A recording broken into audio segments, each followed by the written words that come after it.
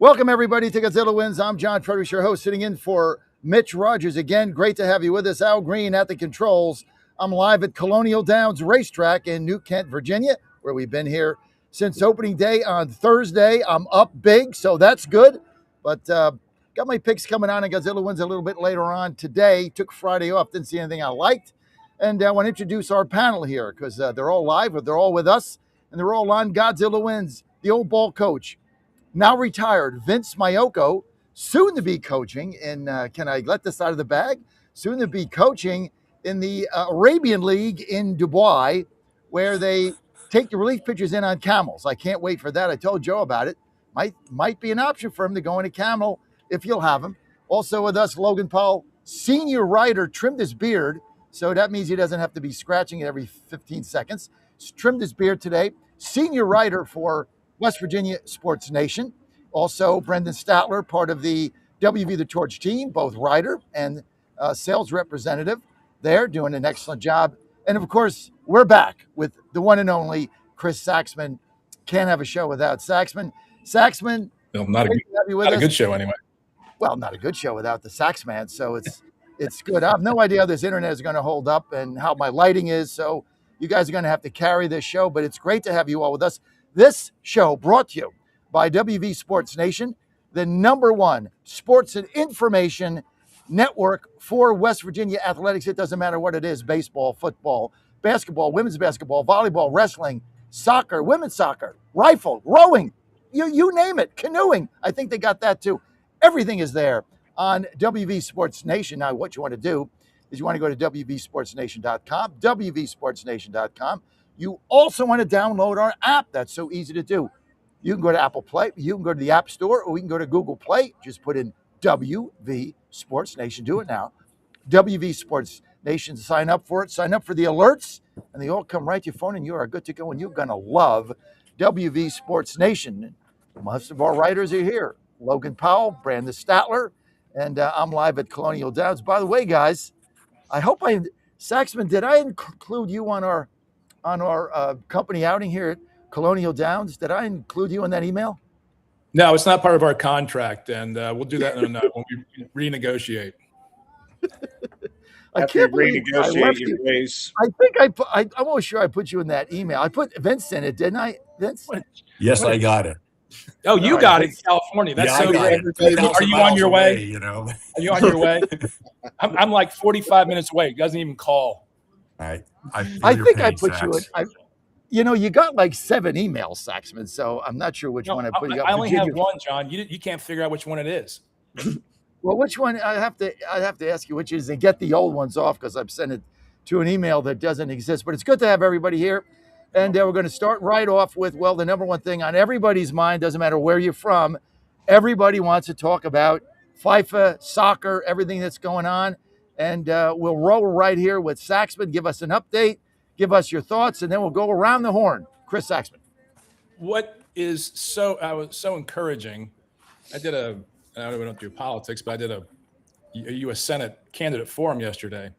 And one of the candidates was grousing about soccer because he doesn't really know it, doesn't really like it, because it's been so great what it's done for this country and bringing so many people to this country to see how great we really are and how great we really have it in a sport that Americans really don't like that much. There are passionate fans, not to take anything away from that, but for the most part, it's a younger generation's sport, fair to say. Even though I grew up playing it in the early 70s, from the time I was like 6 or 7, most Americans don't like it. They call it commie kickball or whatever you want to do. It's just a way to derisively not engage it. So a sport that we really don't like loves us, and we are loving it back. And I think it's wonderful for our country to have all these people come here and hold up a mirror and go, guys, you've got it going on. We love America. We love everything about this country. We love your free chips, your free salsa, your free bread, your free refills. You're great. Your people are great. And people are going, well, we should probably start watching more soccer. And now that we're winning as Americans, we lost to Turkey, and basically our JV squad lost to Turkey. But we're in great position. We played Bosnia-Herzegovina on the first in the next round, the knockout round. We should win that. So we should be in the Sweet 16 this time next week. Listen, what the Sweet 16 and the knockout rounds are coming. By the way, somebody put a meme out that was hilarious. I think I retweeted it, and it had all the teams that got knocked out. These are all the teams that are out of it. And the last logo they included was the Boston Red Sox. I thought that was absolutely hilarious. I think I And said that too. that was the funniest meme I've seen on soccer. You had all these countries' logo, and then you had the Boston Red Sox there at the end. Absolutely hilarious. But look, I know that Vince, you've been following this as well. It has certainly brought pride to Americans for seeing so many people come from other countries and just love our country. And without getting involved in politics, there is so much negativity on on America from the far left in this country. They're hating on Trump. They're hating on the 250. They're hating on America. We just elected a bunch of communists. They're hating on us, and then you get these foreigners coming, and they just love our country, and it just should remind everybody the tremendous freedoms that we have and how this is bringing everybody together, Vince. Yeah, absolutely. And obviously on the doorstep of July 4th July 4th coming up. There was something I've seen and from multiple people that from Italy or from Europe saying that you want to see how bad America is, watch the news. You want to see how great America is, drive through it. And that pretty well sums up our country right there. You get the negativity on the news, whether it's right side or left side, but you actually go into the heartland of America. And shoot, even Seattle and LA and Boston has showed their great colors as well too during this whole event. And Sachs hit the nail on the head. I mean, people come here. I mean, the group that come from the Netherlands. I mean, my goodness, I think the whole country is here, and when they take over a town, they take over a town big time. But just the beautiful, what sports is supposed to bring people together, right? We get away from politics with sports, and you know what? We're actually seeing it in this World Cup, and who would have ever thought that? You know Yeah, what? it's great. John, if I can pick up on that, I love that phrase Yes. that you said, Coach, about if complaining about America until you go through America. 10 years ago this summer, my father and my two sons and I drove across country. It's always been a dream of mine. I don't say I have a bucket list, but I think I do. I just got to write it down. And one of them was to drive across country. And we went to San Diego after the All-Star game, and we drove there to Phoenix and eventually Albuquerque, got Monument Valley, Utah. We saw baseball games. We went to games. But we drove 6 days across country. And my father said it was the greatest trip of his life. And because you get to see just how big this country is first and foremost. But when you get off the road and you go to the Whataburgers, or you go to the Albuquerque Isotope baseball game, and you see friends and family along the way, you realize how good we really have it. The key for us was we didn't turn the radio on once. And so we had 3 generations of my family talking for nonstop for 6 days and going to ball games and having meals together. And when you peel it all back, you realize how blessed we really are. And we should never be afraid to say that. Logan, let's hear from some of the millennials here, or Zoomers, right? Are you a millennial or a Zoomer, Logan? I don't know. I was born in 03, so whatever that is. Gen Z. Gen Z, okay. Gen I Z. think Statler and you were Gen Zs, right? You're Yes. both Gen Zs. So you guys are Zoomers. So, I mean, watching this soccer, if you didn't play it, you don't really follow it. Saxman had to explain to everybody a week ago what the hell was going on, how the thing worked. And I think we play Bosnia on Wednesday at midnight or something. I'll be in bed. That's out in Vince's area in Santa Clara. But what is, I mean, the young people that you're talking to, how are they reacting to this? Well, my entire friend group is not watching it at all, which is unfortunate because I've been loving it. I've been really enjoying it. I'm not really much of a soccer fan. I mean, I played it growing up, but I never was a big fan of it. But I've been enjoying it a lot. It's been some really good games, some really fun matches. Early on, when it first started, there was a lot of draws, so that was a little bit boring. But it's really picked up, and especially the elite goal scorers have really showed up in a big way. Lionel Messi, Haaland from Norway, Mbappe from France. Even Ronaldo had a couple goals the other day against a JV team, basically. But overall, there's been some really fun games, and honestly, we might get the all-time goal record in this tournament as well. Like the amount of goals that are being scored by the top by the top players has been really fun to watch. So overall, for a casual fan like myself, it's been pretty fun because there's been a lot of good games. Like yesterday, I was watching the Belgium game, and it was really good. Like they have some good players like Kevin De Bruyne. I think that's how you say his last. Probably not how you say his last name, but he's fun to watch. I mean, like I didn't really know him, but I thought I heard of his name, so I looked him up, and I've looked at more soccer players than I ever have in my life, just learning about them. And it's been fun to learn about the like I played it, but I'm still learning like the positions. Like I knew midfield, defense, and forward. That was it. So like I'm learning, like false nine.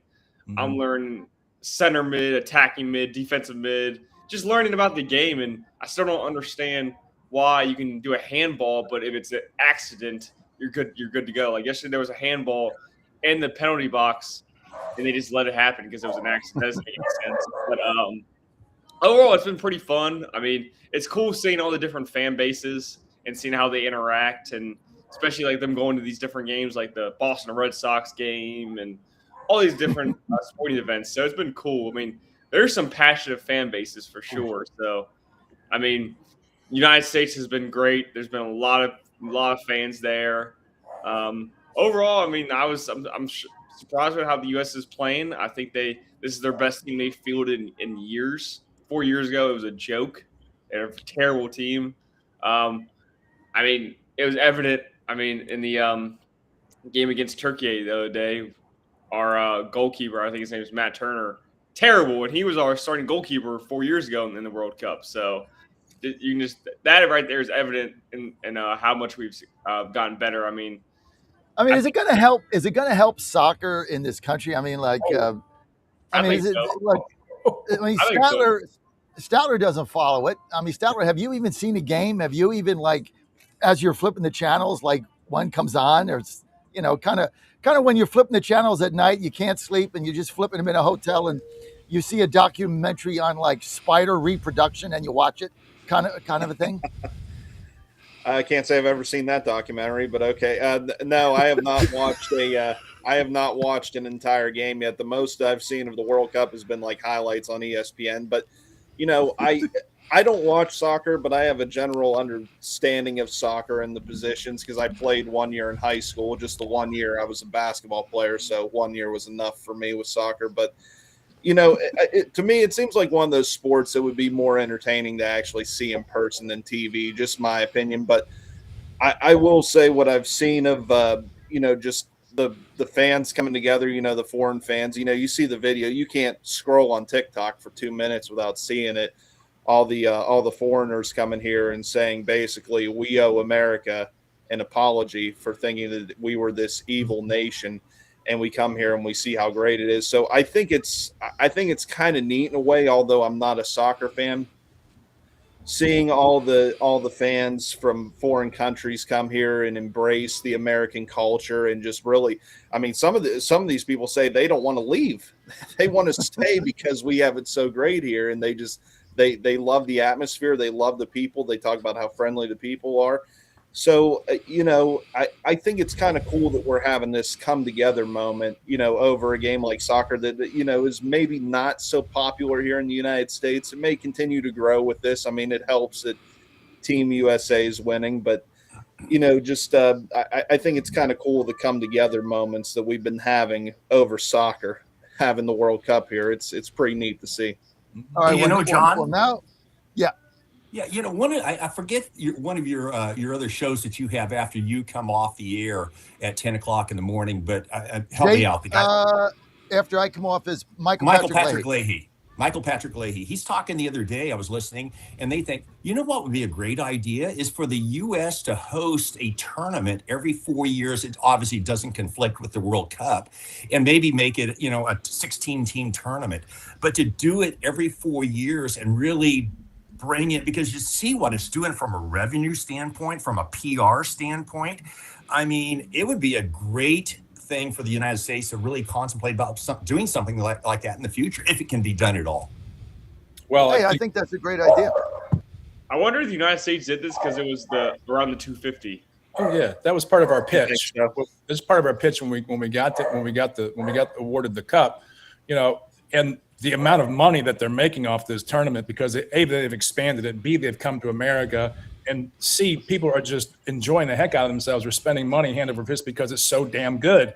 And that's just the remarkable thing about what the Americans have been able to put on with all of our. We'd probably prefer to call these foreigners tourists as opposed to foreigners, just from a marketing standpoint, friends. But they've come to they're showing us who we are, and sometimes that's very healthy. You know, if you were getting a performance review at work, your customers are going, "You're doing a bang up job. Keep doing it." And I think we need to. I think we need to embrace the fact that America is a far better country than our media portrays. It's all about pride, loving our country, loving what we stand for, believing in what we're doing, and it really has brought people together. Okay, now let's get to the knockout round. Now it's what it matters. We got a win on Thursday in Santa Clara, out by where Coach Vince is. That brings us to the Sweet 16, guys. Those of you that follow this, how do we stack up against Bosnia? And I'll start with Vince, Saxman, Logan, Brandon. Make a prediction, and then we're out. Go. Yeah, obviously the U.S. winning their group, puts them in a good position where they'll play a third place team in Bosnia Herzegovina. So on paper, it's a favorable matchup, so to speak. But once again, it's not a best 2 out of 3.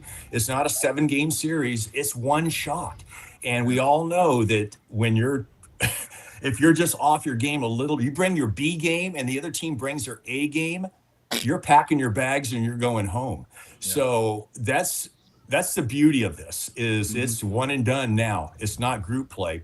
I don't know how the brackets line up. I know there's still some undecided because today's the last day of group play, but I believe if US were to win, potentially Belgium, that who they would get?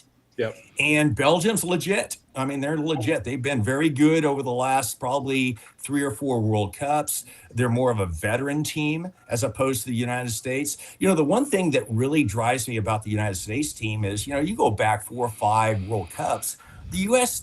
roster had very few players that played internationally. Now, virtually every player on their roster either plays in the Premier League, Serie A, La Liga, League One. I mean, they're all over the map. And yeah, we have a few guys that play MLS, but far and away, the majority of our roster plays in Europe. And that is critical for development of our U.S. men's soccer program. All right, Saxman, who's gonna win this game? We'll beat Bosnia on Wednesday.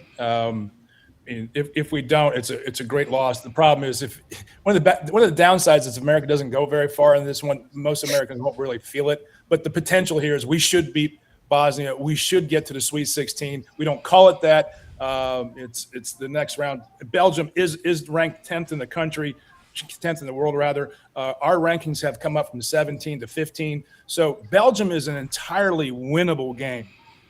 Being at home with the momentum, I don't think Belgium's been playing that great as a team. And I think we get to the Elite 8. And from there, it's a tough road. But seeing us in the Final Four is not out of the realm of possibility. It's just not. We're knocking on the door, guys.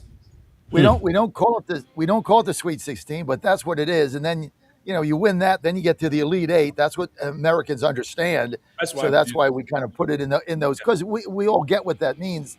I think if we can get to the Elite 8, but look, then it's going to get tougher. But then you're going to see tremendous interest. I think if we can get to the Elite 8, I think there's going to be whoever the U.S. plays that game is likely to break a soccer viewing record in the United States, I would say. Oh yeah, so. The ratings will be off the charts if we beat Belgium. This place is going to go absolutely insane. I called it a month ago. This team is good. They are fast. They are athletic. They are skilled. They got a great striker in Balogun. And if Pulisic gets back and he's totally healthy on the left wing, this is a dangerous, dangerous team. All right, guys, that's going to be it for soccer. We're all predicting that we get into the Sweet 16. We beat Bosnia. They're the number 3 seed. We're number 1. A lot of people question me about, we just got beat by Turkey. As Saxman said, the game didn't matter. Our seed was locked in. It was a meaningless game. So basically each team played their undercard. We did, which is basically the backups, which is a smart move by our coach. So that's that. And it is, when is it? Wednesday night, 10 p.m. in Santa Clara. So when we all wake up, I think it's 8. we'll be able to, I think it's be able 8. to find out what happened. I think it's 8 Eastern. 8 Eastern? Prime time. No, I think it's 10 Eastern. I think it's 10. Okay. Yeah. Well, we'll see. Yeah, it's 8. We'll It's see. 8. Anyway, Get on that, Dan. maybe they'll change the time, or maybe what ESPN has here is outdated, but we'll see what happens. In the meantime, quick word from our sponsors. Your gang on Godzilla Wins. Vince Mayako, Logan Powell, Chris Waxman, Brendan Statler. We'll be right back. Stay with us. In 2008, the amount of concentrated time people could spend on a task without becoming distracted was 12 seconds. 5 years later, it was only 8 seconds, 1 second less than a goldfish. If you're often distracted or have trouble recalling information, you're likely to fall behind in the demanding, fast-paced 21st century. In other words, brain performance is more critical now than ever. Boost your brain power with Healthy Cells Focus Plus Recall. Science-backed nootropics to help you sharpen focus, concentrate longer, enhance recall, improve mental speed, learn rapidly, and be more alert. It's a pill-free brain supplement made with maximum absorption ingestible gel technology, designed to feed your brain at the cellular level. Take it for a test drive. Go to healthycell.com and use code GODZILLA for 20% off your first order of Focus Plus Recall. That's healthycell.com, code GODZILLA for 20% off.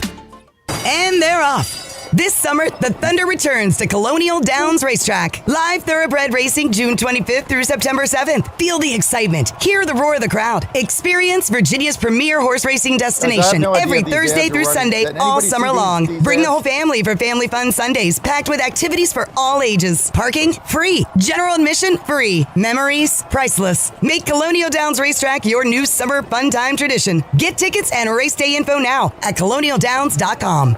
Godzilla Wins, where you get the best insight and best information on how to win the most money ever. Guess what? GodzillaWins.com. Let's talk more winners.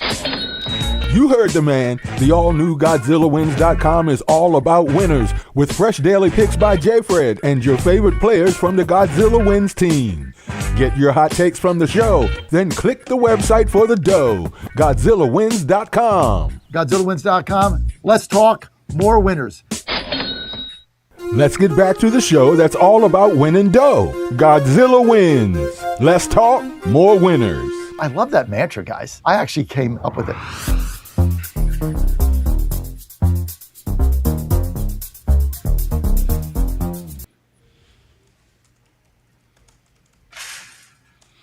Well, a little Harold Faltermeyer to start our mornings there. Axel F. from 1984. Ahmed. Where did John go? Ahmed.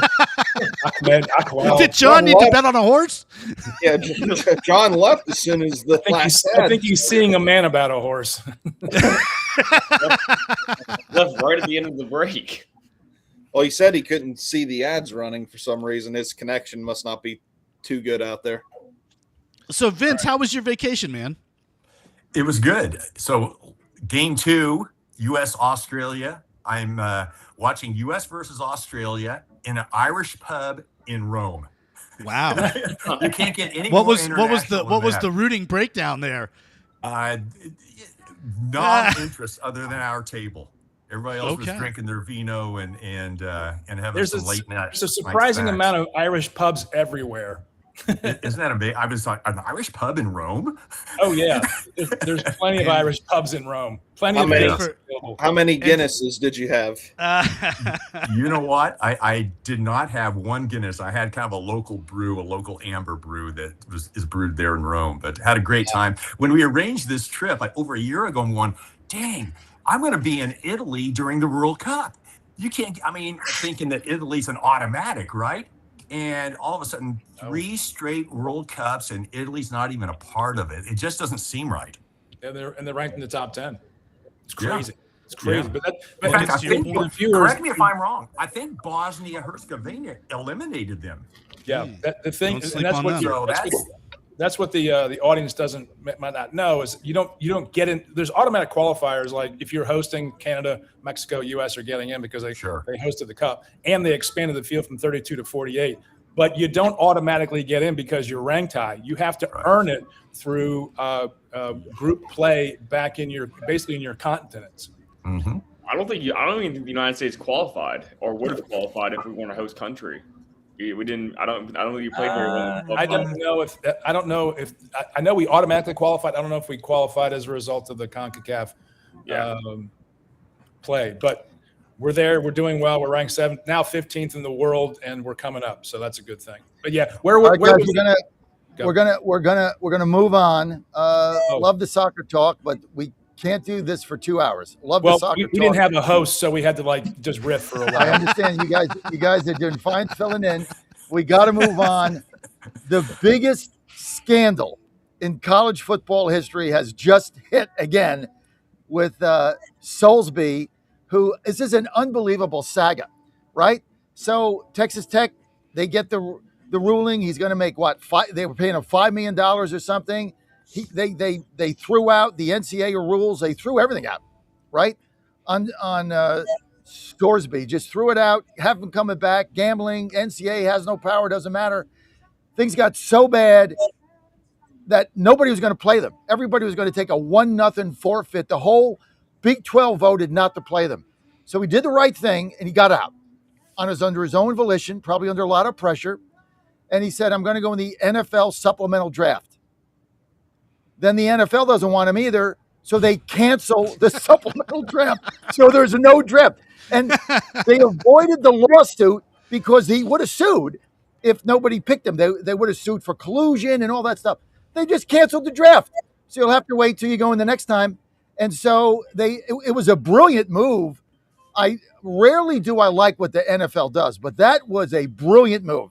Just cancel it. Therefore, when you cancel it, well, then it's canceled for everybody, not just him. So nobody can sue the NFL over canceling a draft that they said there's not enough players that meet their criteria to have it. So they canceled the draft. They could have had it.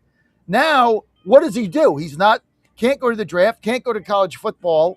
Texas Tech looks like idiots. Still, people might not play them. Break this down for us, Coach Vince. And didn't the CFL decide they don't want him either? They don't want him either. I mean, he's going to be playing sandlot football if he wants to play football at all. It's bad when even the Canadians don't want you. And who would touch this guy, even if he hasn't gambled in 3 years and he's completely rehabbed? It's just a bad look.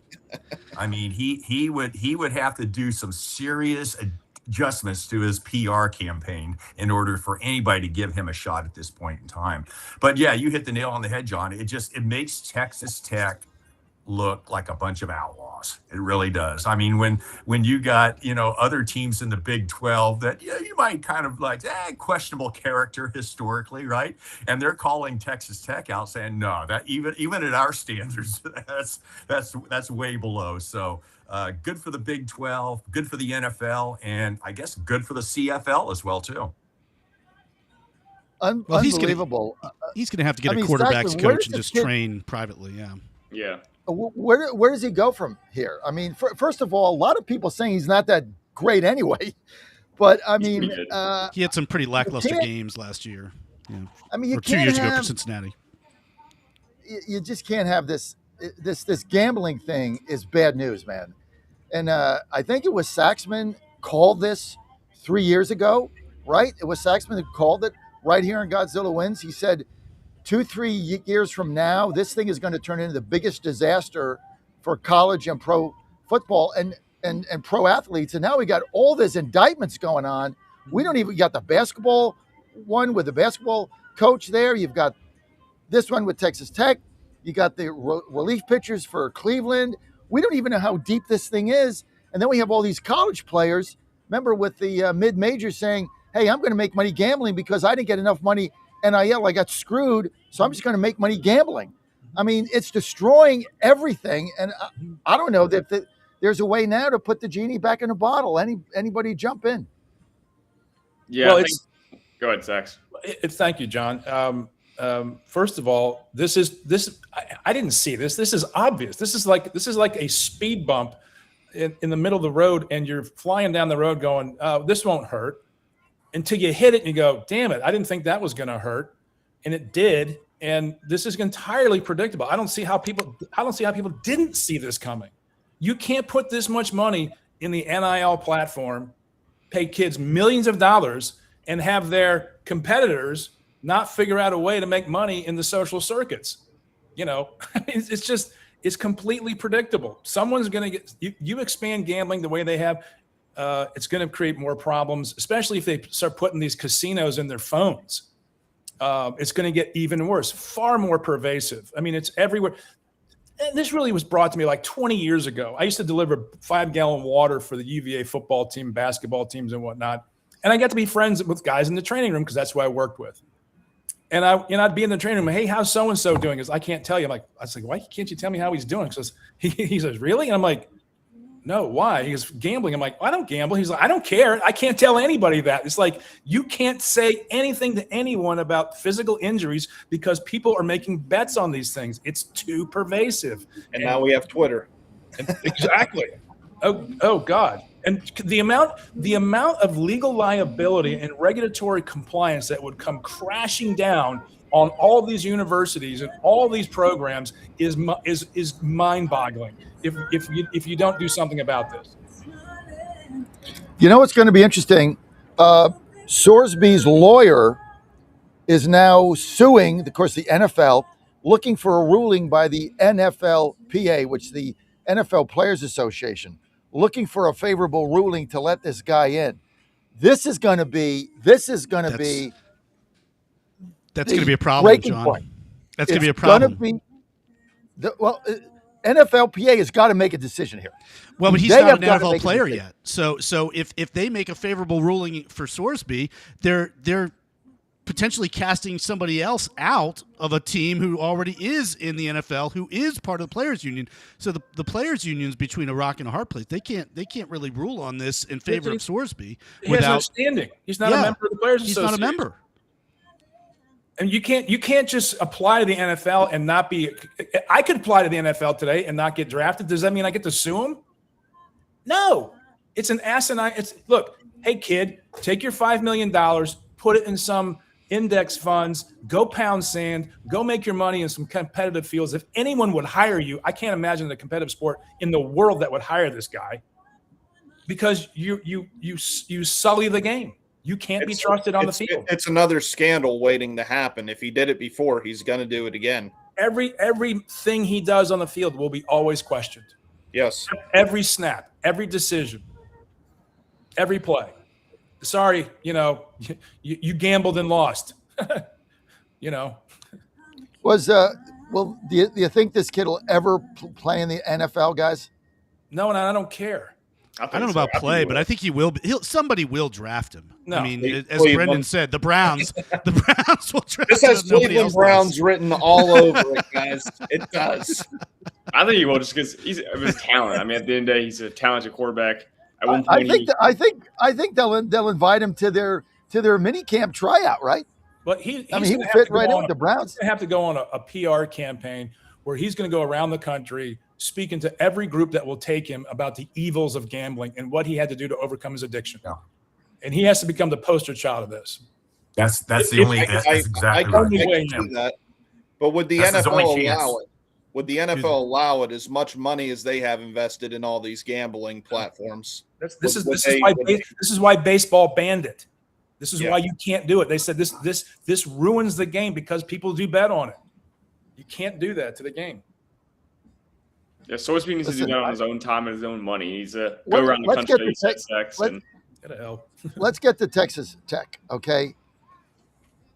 Are they going to get out of it? Like, did they make a terrible decision here? First of all, they're paying the kid $5 million for nothing, not to play. But the way they went about this, I mean, they're now the outlier of the Big 12. Like everybody hates them now. The PR for Texas Tech Red Raiders is a catastrophe, right? This is right up there with the marketing VP that put the trans person on the Bud Light can and lost 20% of their cap and can't ever get it back, right? It's right up there with that. How bad is this for Texas Tech, guys? Brutal. Again, especially because Texas Tech was very competitive in football. They were spending a lot of money. They were signing a lot of top name recruits. So if you have a competitive edge now and you're not Texas Tech, you take that money off the field and you get those players back in the pool, if you will, of talent and recruiting. Why would you let them back in? Why? You don't need them. You want the talent, keep the money on the sidelines. The hell with them. There's no why would University of Texas play them? Why would A&M play them? Why would Oklahoma State, anyone play them? You don't need to now. They did this to themselves. It's bad, but also at the same time, they're still one of the best teams in the whole nation. They're still going to be 12-0. I think they kind of are right now enjoying the mantra that has been given to them about how everyone hates them. Because I think they also are deflecting it to Cincinnati, because Cincinnati also had to play in this because Sorsby was doing it while he was there, and there's rumors that they knew about and they covered it up. But Texas Tech, I mean, they have billionaire donors at the wazoo. They have the best defense, arguably, in the country. So they're still going to they're going to have a chip on their shoulder all year. So I think they'll be all right. I think they'll find a way to be okay. I mean, they're still going to get talent. I mean, at the end of the day, all that matters is money, whether we want to admit it or not. If they have enough money, they got to play somebody. Yeah. You got to be on the field. And also, their backup quarterback's not even that bad. He had played last year. Hammond, I think his name is Will Hammond. He's not even that bad. He's pretty decent.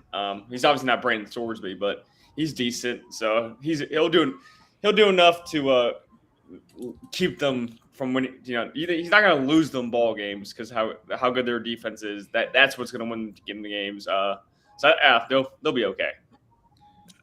Well, those of us that are have companies where brand matters, like ours, right? Brand is 80% of our network, right? How are we branded? What do we do? The brand for Texas Tech has just tanked. It's going to take years for them to get over this. Now, is it going to stop, people from going to the games? Is it going to stop the donors from giving money? No. But just the hammering that this organization took, and this, look, is this guy a sympathetic figure? No, right? It's gambling and mental disease. I mean, stop, right? And then they say, well, the guy bet, 40 bets on his own team. Here's the problem with that, okay? If I'm betting, if I'm a player and I'm betting on my home team, great, my own team. What happens in a game I don't bet him? I mean, that always becomes the question. Unless you're betting the same amount of money on every single game that they ever play in perpetuity, the question becomes, if you didn't bet as much in game 5 or you didn't bet him in game 5, what does that say about what's going on? So this idea, he only bet on his own team. That's like a ridiculous argument, guys.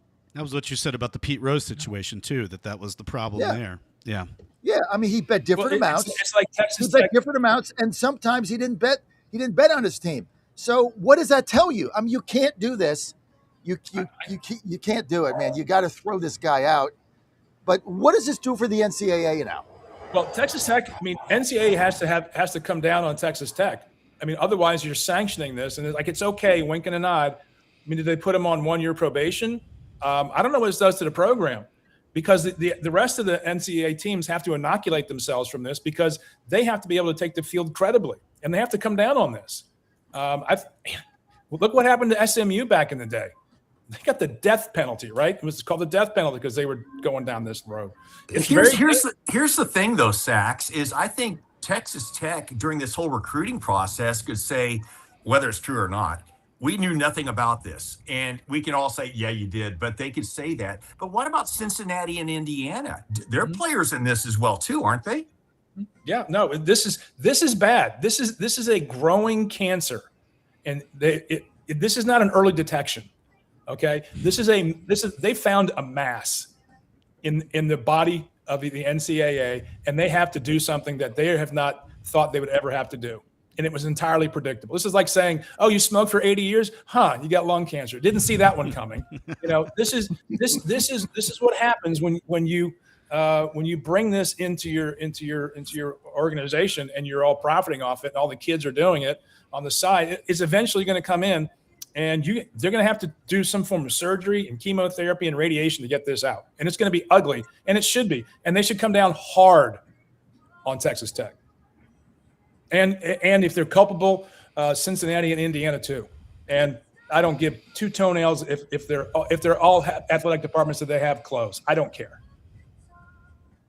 There are plenty of other schools out there that are putting mediocre programs on the field. Do we really care if they're not there anymore? I don't. It's just a mess. The only problem is that Indiana and Texas Tech are two of the biggest brands in college football right now. Cincinnati. So was Sears. So was Blockbuster. You know, who cares? Right. Yeah. Great analogy. You're still going to watch college football on Saturday, irrespective of whether it's Cincinnati, Indiana, or Texas Tech aren't there. Yeah, I think. Don't you look? Go ahead. Yeah, I doubt they would do anything in Indiana with how much good press they have right now and how everyone likes. I draw on a blank, but how much they like the coach, and they're not going to do anything in Indiana. I think. Well, it depends on the culpability. It depends on what they've done. You know, if the evidence points, they say they knew it, and there's an email where the AD says, "Yeah, but he's okay. We want him on our team," which they're not stupid enough to do. But some guys are stupid enough to do that and put it in a text. And if it comes out in discovery phases of any of these lawsuits, they're all going to settle out of court, and they're probably going to give money to their conferences to let them back in. Just so this thing does not go to discovery, and they don't start plowing through all the emails and texts and all these stuff that comes in the discovery phase of a trial. They're going to cut a deal so that they can get put back in. But when they close the door when everything's over and they close the door, they're going to go, guys, you got to knock this crap off, and you got to clamp down on it real hard. Yeah, I don't want to sit here and make allegations, but it makes you wonder because the quarterback, when he was at Indiana and left to go to Cincinnati, the current coaching staff was not in place yet, correct? That happened before. I'm drawing a blank on the guy's name, but was that part of his exit?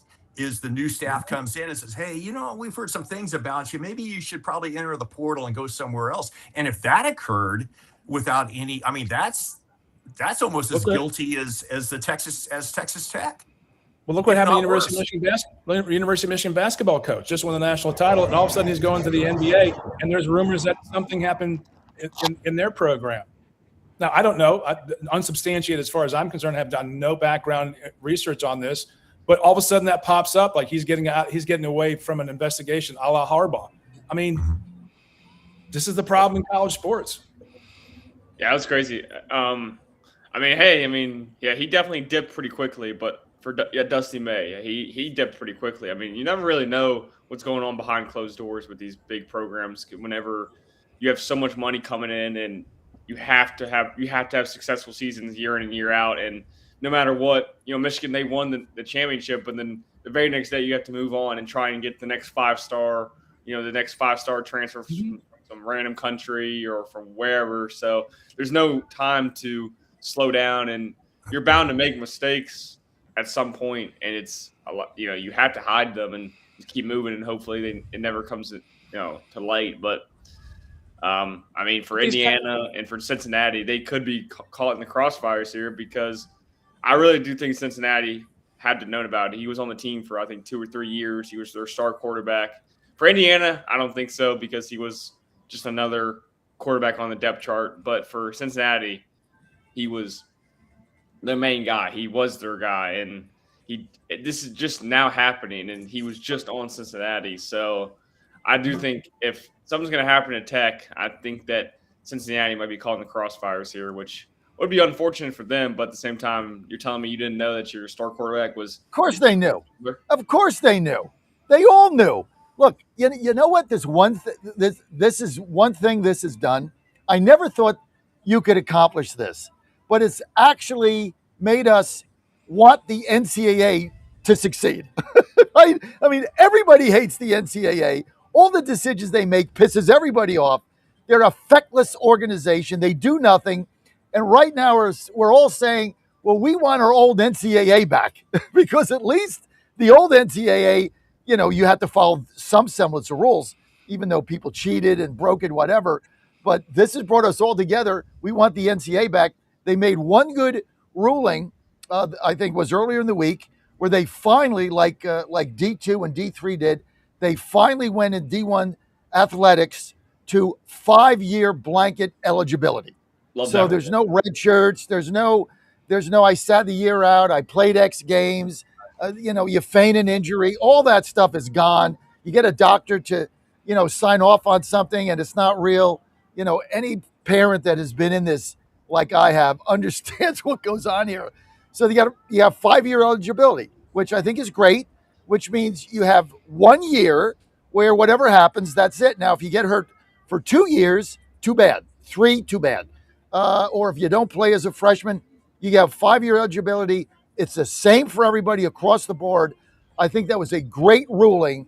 And I'm sure that somebody will get hurt and want to know the year, and there'll be another lawsuit. I'm sure that's coming. But I think finally the NCAA made the right decision, and they acted quickly.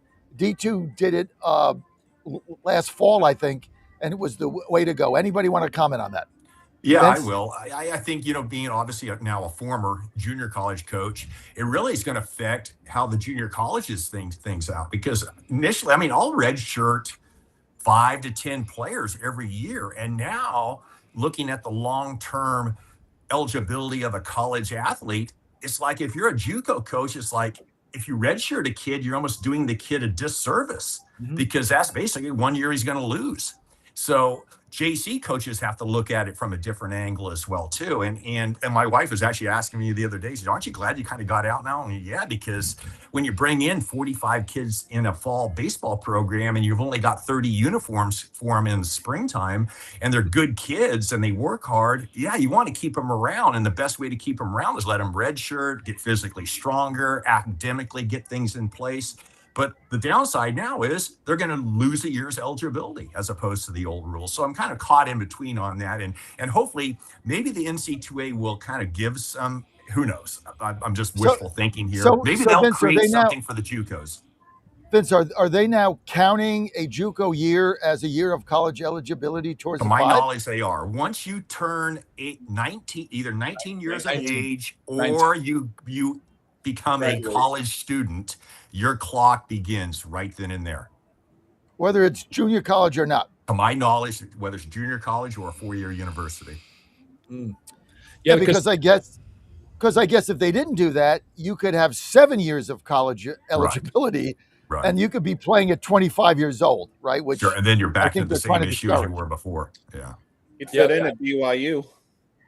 Right, because there's 3 exceptions. There's military, the missions like BYU does, and also pregnancy, which I'm thinking goes towards female athletes. So probably you could make the argument, well, I'm an expecting dad, do I get that benefit as well too? And who knows? That could be a lawsuit waiting to happen also.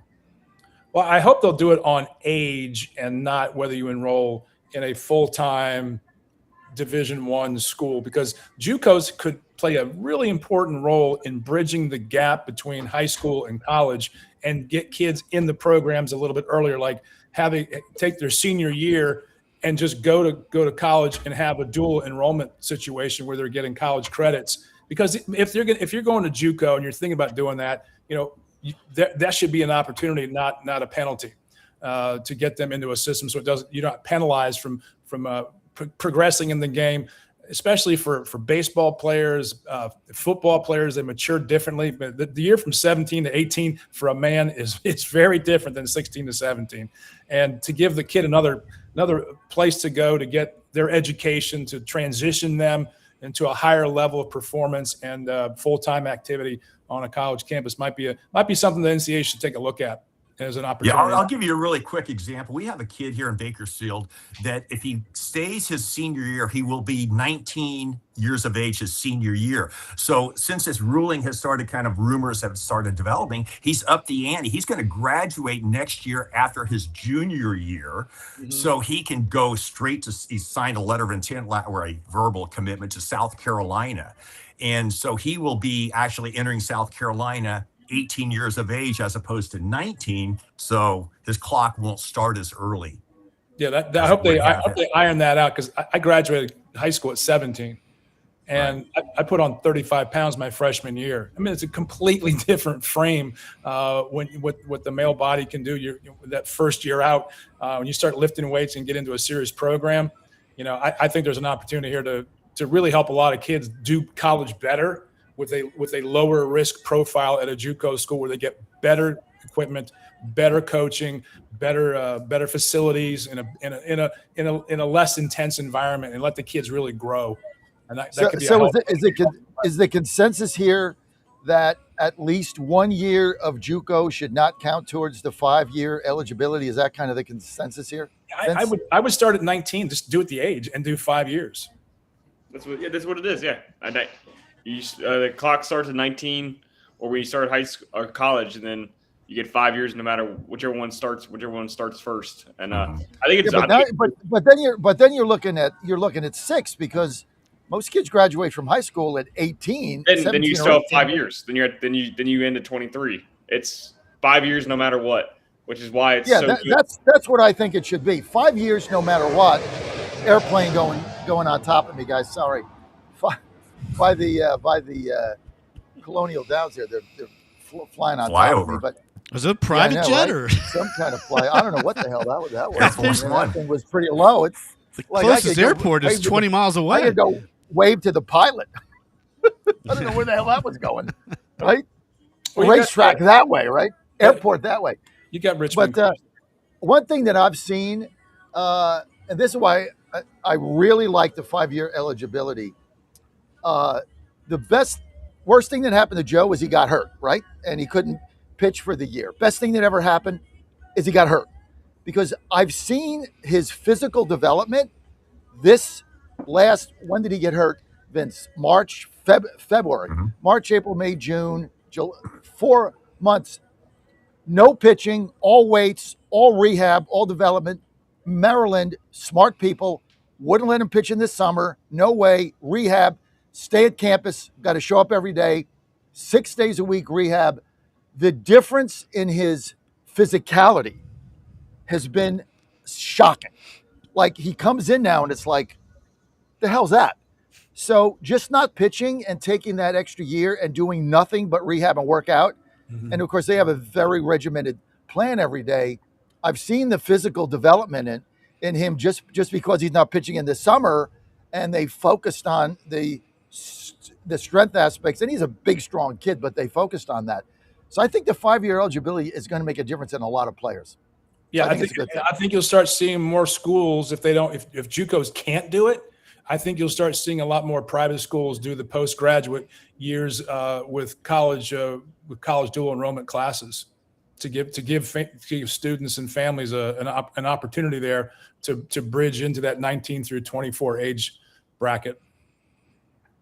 Well, and you guys are saying it's going to hurt the JUCO. You can look at it the other way and say, okay, I'm not ready right now to go to D1, D2. I'm not ready physically. I'm not ready mentally. I'm not ready academically. Any number of reasons. I want more PT. Mm-hmm. So I know that I can go to a JUCO for 1 year, get some classes under my belt, get in the collegiate system, and I've still got 4 years of eligibility, which is what everybody had a month ago. So there's really no difference if you look at it that way, Vince. Well, yeah, but that's if they stayed at a JUCO just for 1 year. Most times, 4-year schools aren't going to recruit a guy from a JUCO. They have to really essentially recruit him spending 2 years at a JUCO. So if that were the case, then they would have 3 years of eligibility at the 4-year school, which is still a nice trade-off. Mm-hmm. It's still good. I mean, 3 years is still good. A lot of kids get drafted in their junior year when they're over 19 or whatever the minimum age is. And then also too, John, reduced roster sizes play a role too with the NC2A, where in baseball I think the roster size is going to be 34, I believe, in the future. Well, it's supposed to go down to 34. There's still all these grandfather systems. I'm not nobody can explain it to me how this. Like, I asked one coach the other day, well, how many kids are going to be on your roster? And this was the West Virginia. I didn't ask Sabins. I asked the assistant AD, Matt Wells, like, what is your roster? And he's like, well, it's supposed to be 34, but then we have all these clauses where, kids that got grandfathered in. So it's like 47. It's like, how's that happen? He says it's just got to cycle out until they get to 34. So And the same thing will happen with this new ruling, because this new ruling is for 2027 high school grads. So the same thing's going to affect with this. Will there be a watering out process with this as well too? Well, clarity in rules is going to bring a lot of changes, but at least we have clarity. Yeah. This is like just so that everybody knows, the 5-year eligibility does not affect outgoing seniors this season or incoming seniors, right? It doesn't affect them. So it doesn't even affect incoming freshmen. Like you're not, if you're a 4-year senior, you're not all of a sudden getting another year of eligibility. It's the 2027 graduating high school seniors is what it is when that starts. Right, guys? What is it now? It's the 2027 high school grads is where this will initiate. It starts. So even the 5-year rule, is that what you're saying? Correct. Yeah, starts the fall of 2027. Yeah. For high school graduates. Right. So even this group that's entering college this fall will still fall under the old rule. The old red shirt rule. Right. But no, I think everyone that's current. I think unless I could be wrong here, but I think unless you've already run out. So unless you've already run out, if you still have eligibility left, you're still grandfathered into this new system.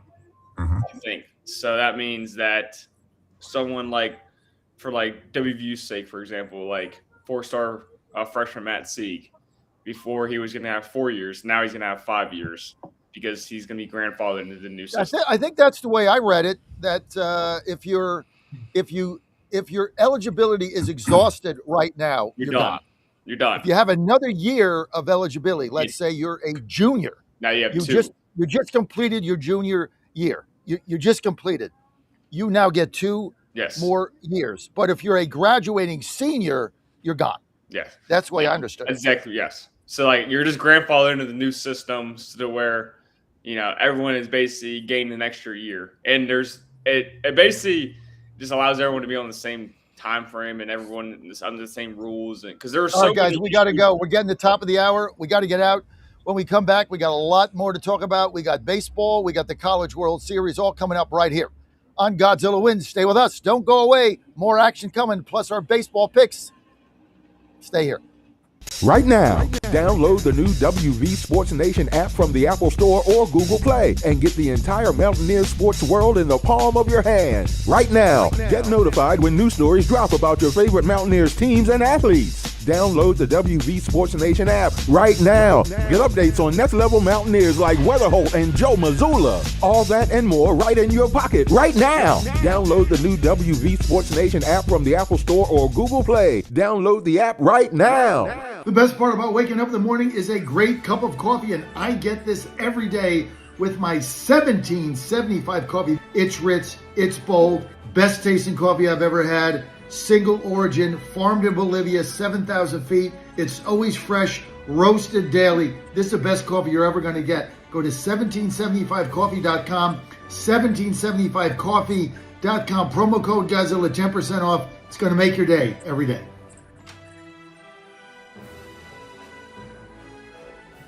You woke up with a sore throat and a low-grade fever. You know you are getting sick, so here's your choices. You can get sicker and miss work.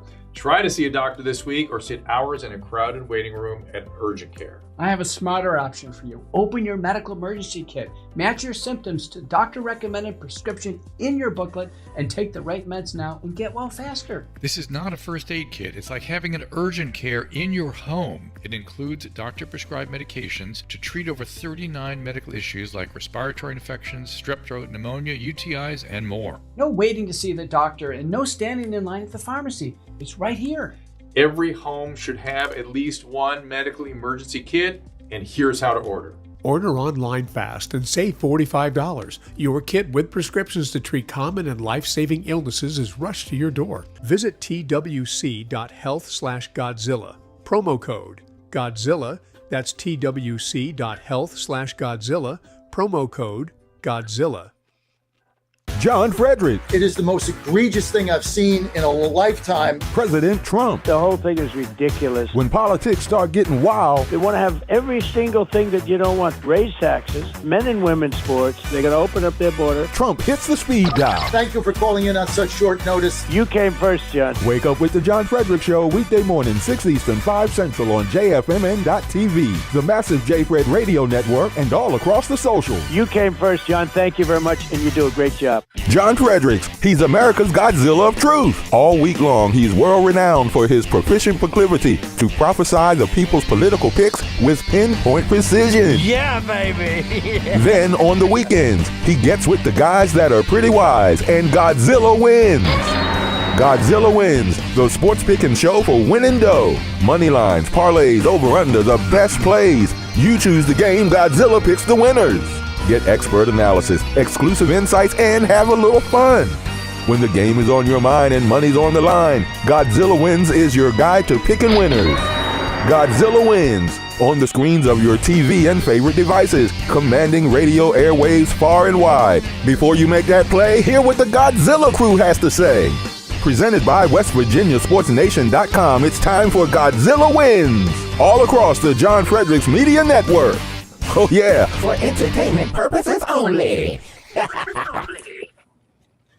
Oh, welcome back to Godzilla Wins. I'm your sit-in host for Mitch Rogers. He's got swimming, he's got soccer, he's got daughters, he's got family. He's going to be back soon with old ball coach Vince Maiaco, former baseball coach, 20 years, Bakersfield, Taft College, now retired, going to Dubois to coach there.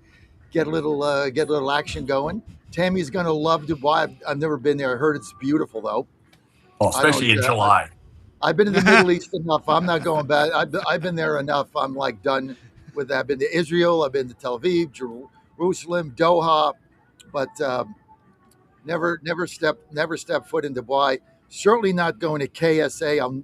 I'll never get out if they go back and see what I've written about them. Logan Powell with us.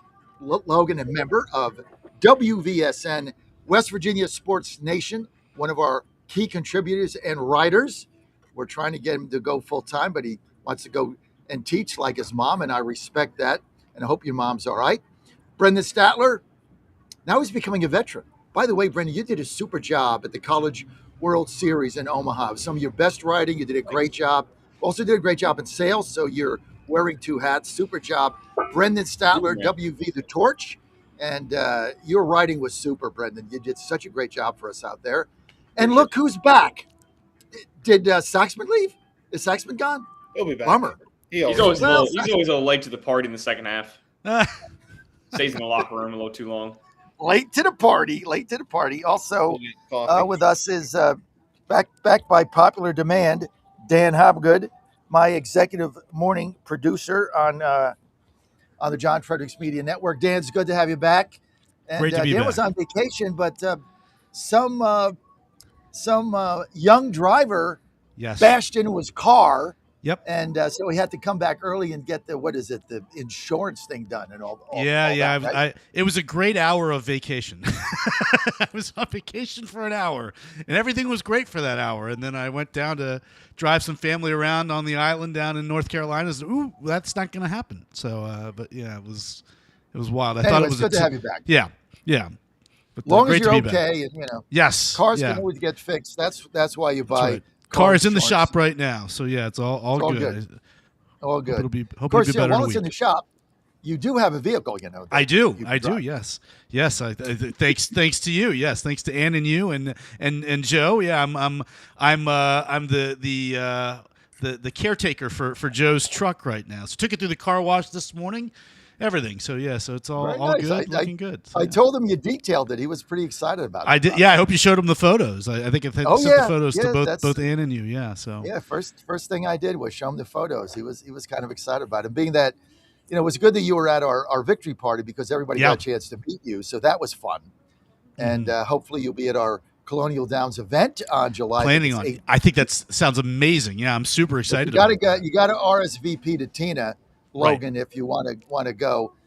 Vince, if you want to fly all the way across the country, you're invited. I'll put you on that email. But Statler, I heard Logan was going to pay for my flight from LA to. I love it. Thanks, I Logan. thought Logan was picking us all up. I should pay. I really should. Ann's not tuned in right now, but I really should pay for your flight to come out here, Vince, because of all you've done for us. I really Everybody should do hop that. in Joe's truck with me. We'll all drive down. I think I'll do that. You can pick Vince up at the airport. I'm going to get offline with him. You can pick him up in Joe's truck that you've done everything with. And I got an Airbnb here. If you can't tell my beautiful home, you guys, any Indians guys, anybody wants a place to crash? Vince, you want to stay with Dan? Vince, I think we're going to do this. I think the this is a good temptation idea. of that is almost too good to be true. So it's a great spot. I'm going to get it done. Great pad, Vince. Great pad. I'm going to get it done because of all you've done for us. That's like the least we can do. Hey, what date is that? July 18th. So you'd have to come in. I You come in can't. like. I'm actually coaching a summer team in Reno, Nevada that week. Oh, okay. So I thought he was going to say he had to go lift weights. I'll be on vacation, so I'll have to pass. Sorry. But hey, Who was John, that? congratulations on your big Statler's win. on vacation. I Who's will on be. vacation? That's actually that's actually the day I'm coming back from Oak Island, North Carolina. I doubt this is going to fly. It's in the middle of summer. Everybody's got plans, so it's not going to fly anyway. Dan, it'll just be us. Fair enough. That's going to be it because I don't think. Well, if you invite Saxman, you'll have one other person. It was the one person you didn't invite. That's Saxman will have second hour. Saxman was on. If you look at the email, Saxman was on the email. I've got like 10 email addresses. I don't know what to send them to. So I got to figure that out. But anyway, Logan's not coming either. He's got plans, right, Logan?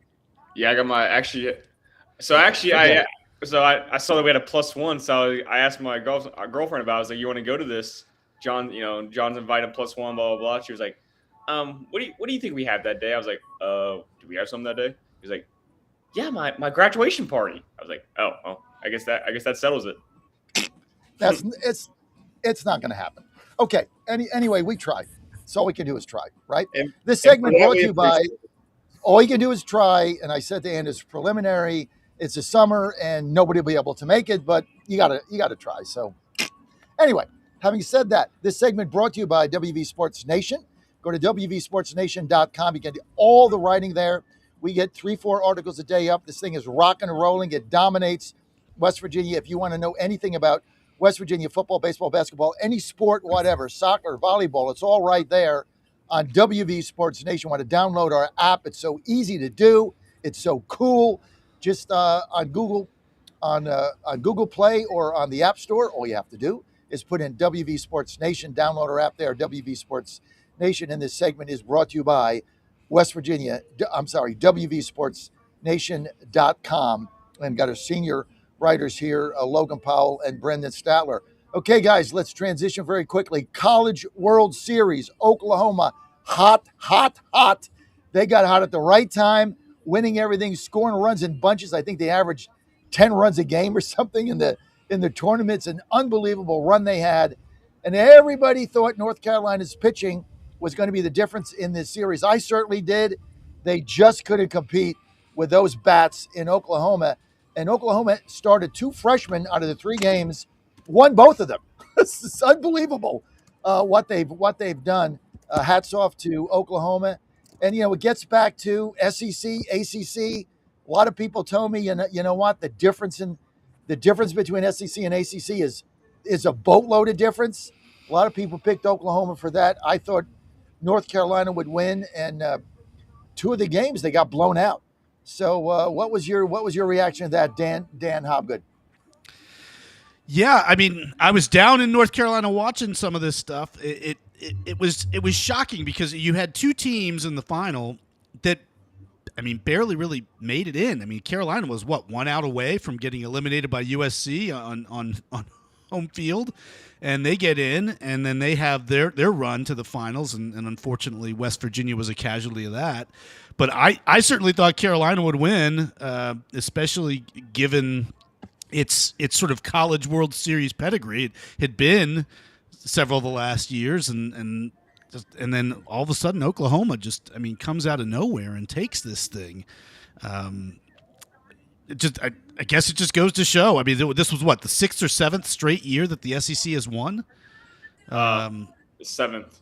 7th, yeah. So I mean, what? Wow! It's just, I mean, that conference is just turning into an absolute juggernaut. You just the mid-tier team in the SEC is basically elite in any other conference, including the power conferences. So I mean, yeah, hats off to Oklahoma. Good job for them. I mean, is there the SEC, Vince, and then everybody else?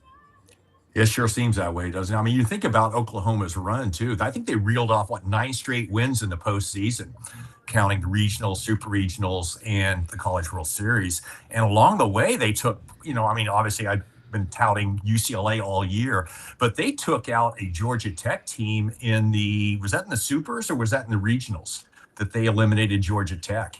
And regionals. then they got them out in the regionals. And then they take down North Carolina. And ironically, during their win streak in the postseason, they win game 1 of the best of 3 against Carolina, drop game 2, and you think, okay, here we go. Now they're back down to earth.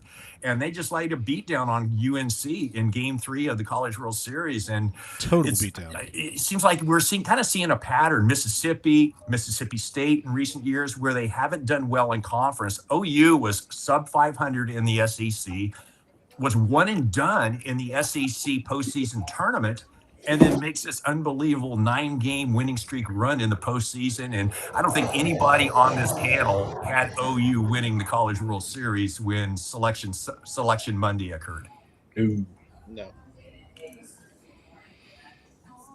No doubt. Look, I think with you, I think a lot of people thought when North Carolina won the second game, okay, the 10-win game is over. They're, like you said, they're back down to earth. And but the game got out of hand early, and I thought the decision by Forbes to bring the freshman back in, the 18-year-old or 18-year-old, after throwing 40 pitches the prior day, I didn't get that. And see, I don't like that because you got, obviously I'm the parent of a relief pitcher, right? So you got 8 guys sitting there in the bullpen, and you're bringing a freshman back in that just threw 40 pitches 12 hours ago. That made no sense to me. And the kid had nothing. I mean, bless his heart, he's 18 years old. He had nothing, couldn't get the ball over the plate. Turned out to be a catastrophe for them, and that was the end of the game. But I didn't. That was the one. Coach Forbes made a lot of good moves. That was just a terrible move. Bring a fresh arm in. Try to keep the game within range. And then they had a couple of base running mistakes early that really hurt them. So look, Oklahoma got on a roll. And they're the champions. If you go back to what you said about the SEC, Kentucky almost knocked West Virginia out in their regionals, and a lot of people didn't even think they belonged there, and they came within 2 outs of knocking out the Mountaineers. So, a big delta between SEC and everybody else. Yeah. The saving grace was Troy eliminating Ole Miss, though. Because at least the mid-major got to knock off one SEC school, so that was a good thing for the mid-majors. Yeah, look, I think it was a great run. It was very exciting. I mean, for those of us that watched the whole tournament, I would put this up there with the best tournament ever. Right, or top 3. I don't really remember one comparing to it because we had upsets. We had Troy. We had a lot of good teams get knocked out. Georgia, Mississippi State getting out. Ole Miss, Alabama got knocked out early. Texas. So a lot of teams, Georgia Tech got knocked out early. So, I thought it was fun. And, of course, the Bruins knocked out in their own home field when they were the number 1 seed, got beat by, St. Mary's twice. Nobody saw that coming. So, some semblance of parity. But now, when you look at next year, everything changes. So you don't even know who's coming, what players are coming back. You're all in the portal. No one knows what's going on. Summer ball's happening now. So you really can't predict anything going and West Virginia finished 4th, right? 4th in the country? Yeah. Was that the final rank? I mean, so yeah. Yeah. 4th. I'm going against the Ricky Bobby school of philosophy here, but I think 4th is pretty respectable. It's a great year for West Virginia, and congratulations to the Mountaineers. Oh yeah. Yeah, they'll figure it out. They lost a lot of players. Bunch graduated. A couple getting drafted. I think one or two probably going to the draft. Saban's or get staying signed. though. Yeah. It's going to be but pretty there's- easy for Coach Sabans to recruit new talent when you could, Exactly. when you could say that you made it to Omaha last year and you were one of the Final Four. So, yeah, I think they're going to be just fine for next season. Well, yeah, that doesn't work, I don't think. Is Yeah. John's previous point, there's just too much turnover. There's too much portal activity. You got to put the roster together. They got to play well together. The chemistry has to be there. That's why, having a great coach helps. And recruiting is so important, though. That's one of the great things about college baseball is you don't know what – there's been so many different national champions year to year to year to year. It's a mixed bag. College of Charleston, who saw that? Who saw what's the other one? Coastal Carolina. These just don't happen. What you're going to see, though, is a continual shift to the SEC with NIL payments, with a better tax bracket for these kids. They're not going to be paying as much as California. I'm sorry, the California schools are going to get whacked on NIL recruitment strategy from these other colleges, universities. You're going to see a lot more dominance by the SEC. What they only had 7 in the final 16 of the tournament. Let's just be real about the economics that are happening here. Until you start locking these kids into 2 and 3 year contracts, they're going to move around and get the best deal they can, and should. That's nobody market. Nobody had better marketing throughout the postseason than West Virginia with that post game celebration. Though that was wonderful. It captured the hearts of America. They're singing down the stadiums, the soccer stadiums. They're singing country roads in Seattle. Yeah, they are. They have no idea what they're singing. Even after our soccer team loses. Right. Isn't that only supposed to be if you win? It is, yeah. Can't believe that Carolina wrote what they did on Twitter, though, or X, excuse me. After, well, apparently they said something about country roads, take them home after eliminating West Virginia. Or they're not the first ones to do that. There's been plenty of times like when Pitt doesn't do that, do they? Oh, Pitt, yeah. Pitt's writing send before the game is over. Yeah, yes, post. Yeah. But that happens a good bit. Look, live by the sword, die by the sword, right? Yeah. It's just irrelevant. Look, they had a right to do that. They beat him. They had that right to make fun of this song. And look, they did it in a good-natured way. But it's college players, and they had a right to do that. But what I need to do is Vince, you need to come to Maryland. We lost, was it a 34-man roster? 25 players that were on last year's roster are gone. Can you imagine that? 25 of the 34. 9 remained. And a lot of Coach Swope has got a lot of criticism in the Baltimore media, but the fact of the matter is 10 of them went in the portal, 15 of them he cut. Just cut them. He didn't want him back because he wanted to change the culture of the team. They had to overhaul the whole thing, and he's playing the long game. But imagine, you're a Big Ten team. You finish next to last. That was his view. We're not winning with the players I got. Culture's horrible. I got to change it. So 10 leave, 10, 15 get cut. Just get cut. Like, I don't want you back. But imagine having to build a roster with 9 remaining players, 3 of them coming off the injured list, Joe being one of them. That's a tall order, Vince. No doubt. That's going to be a lot of portal activity with recruiting wise for the Terps. That's for sure. It's going to be an interesting season. I know we got a couple good players. We got one that Joe helped get, Alex Merritt, who he played with in West Virginia. He's going to play probably first base, second base for them, shortstop, outfield. He went to College of Charleston.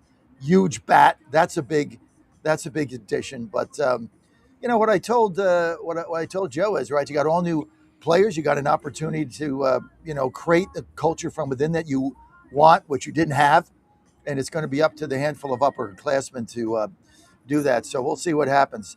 So college baseball, great run.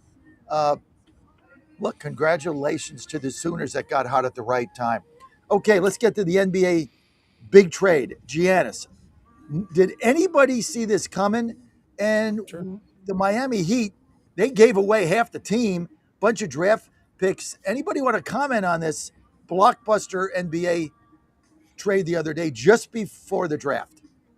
Yeah, everyone saw it. Go ahead, Zach. everyone saw it coming because Giannis wanted to trade during the middle of the season, and said it. And they got to the deadline and go, "Nah, we're going to keep you around." And then they didn't make the playoffs and go deep in the playoffs. And so, yeah, I mean, this is the pervasive nature of free agency and the trading and how much is going. I think it's far more pervasive than it ever has been. I mean, I look back at our span of our lives, John and Coach, and Dan to a lesser degree. You're younger than us, but I don't remember this much player changing teams. No. All the time, and major stars changing teams. Typically, you stay with one franchise. That was it. That's how you build your stardom.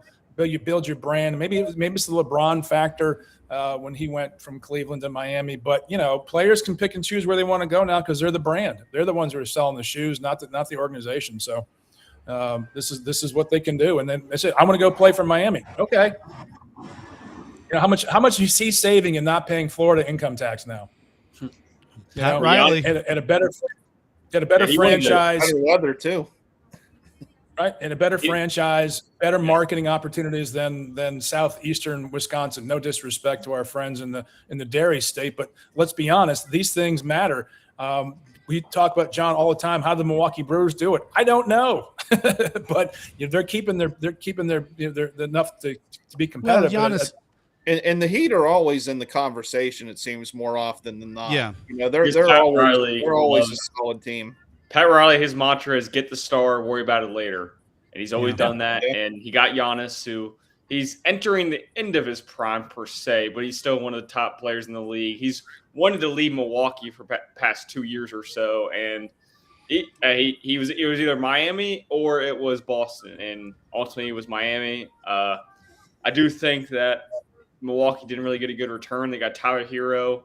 Jaime Hawkins is okay, but they got 3 first-round picks, but they're a lot of them are pick swaps. But overall, I think the Heat won this trade. And now they don't really have a roster now because they lost all their players, but they got Giannis, they got the star. You worry about it later. I think the Heat are going to be okay. The Bucks were declining these past couple years ever since they won the championship a few years back. Giannis was ready to leave. He didn't want to leave Milwaukee. He loved Milwaukee, but he was ready to leave the Bucks. So he just didn't think they could win anymore. I think no, he just didn't believe they could win. No, it's definitely not. And at least he leaves. He leaves having gotten them the one ship. I mean it's a lot easier divorce when you win. Yeah, he was beloved there. They loved him there, obviously, and he loved being there. But now he's going to South Beach, which that. Just him being down there is going to sell tickets, whether they win or lose every single game. They're going to sell tickets out the wazoo. Pat Riley loves his stars. He's done it his whole career. I think it was one of those trades you knew was going to happen. It was just a matter of when, not if. All right, let's get to we got to go to a quick word from our sponsors. When we get back, let's talk about the NBA draft and AJ DeBansta. Going number one. That was actually good pronunciation, John. We're gonna talk about the WNBA. Is the WNBA on the rundown? No, but we can add it. It got hot this week. Some controversy right there. The Caitlin Clark Minute brought to you by. If it's not on Jack's rundown, I ain't doing it. Anyway, quick word from our sponsors. We're very excited about Al getting these up and running on time, Al. So this is your big chance, Al. Word from our sponsors. Let's go.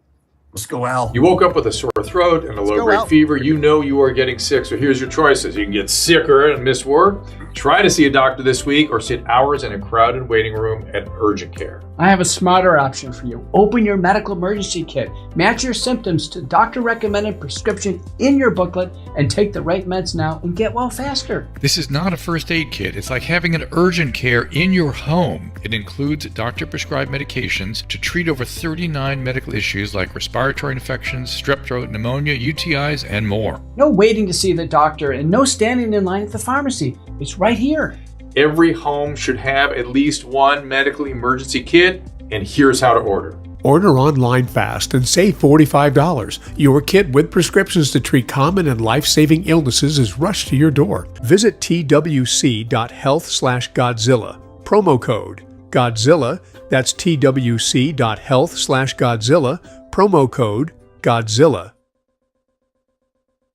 The best part about waking up in the morning is a great cup of coffee, and I get this every day with my 1775 coffee. It's rich, it's bold, best tasting coffee I've ever had. Single origin, farmed in Bolivia, 7,000 feet. It's always fresh, roasted daily. This is the best coffee you're ever going to get. Go to 1775coffee.com, 1775coffee.com. Promo code Godzilla, 10% off. It's going to make your day every day.